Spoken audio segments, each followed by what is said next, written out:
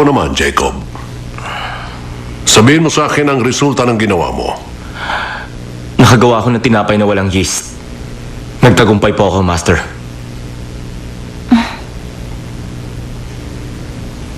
Talaga? Sabi ko na astig talaga itong bata ito eh. Ikaw ang susunod na ipagmamalaki ng Palbong Bakery. Ha? Pues, paano mo yung ginawa?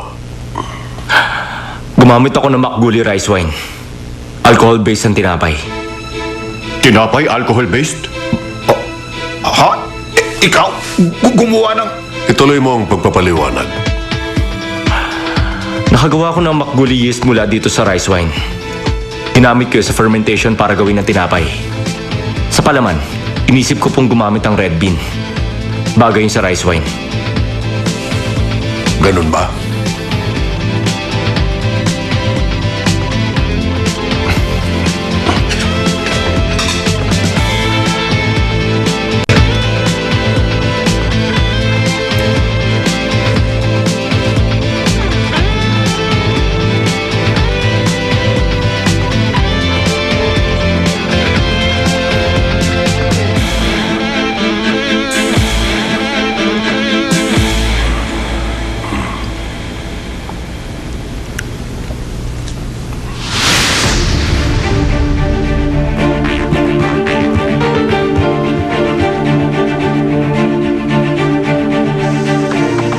Kumusta ka na, kaibigan Palbong?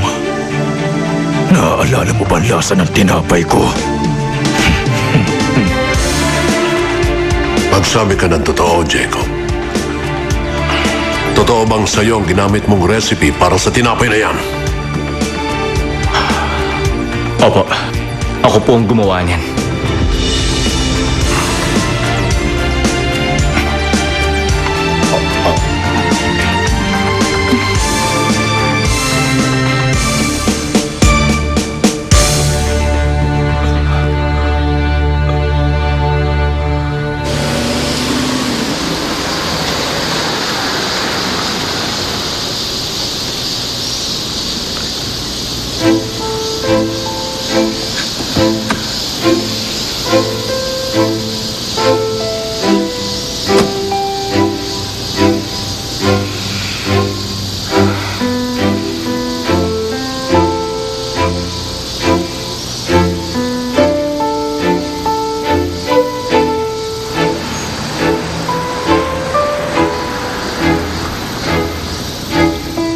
Madam?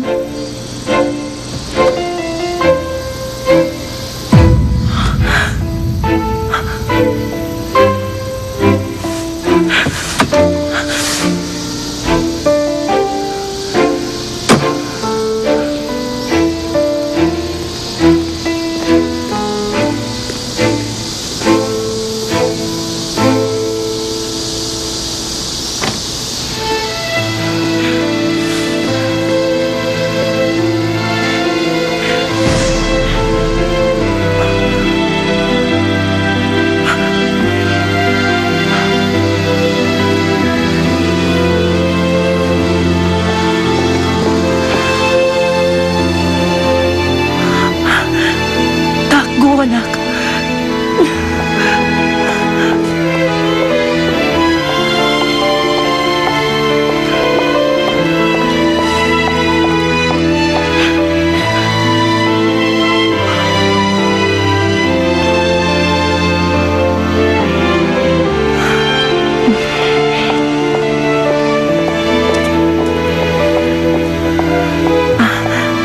Excuse me, miss. Nakita mo ba yung lalaki? Yung pumasok kanina? Saan ba siya tumuloy? Yung po bang lalaking kamiting ni Mrs. Go ng Gyosong Foods? Tama. Siya nga yun. Alam mo ba, miss, kung saang kwarto? Dito po, ma'am. Mahal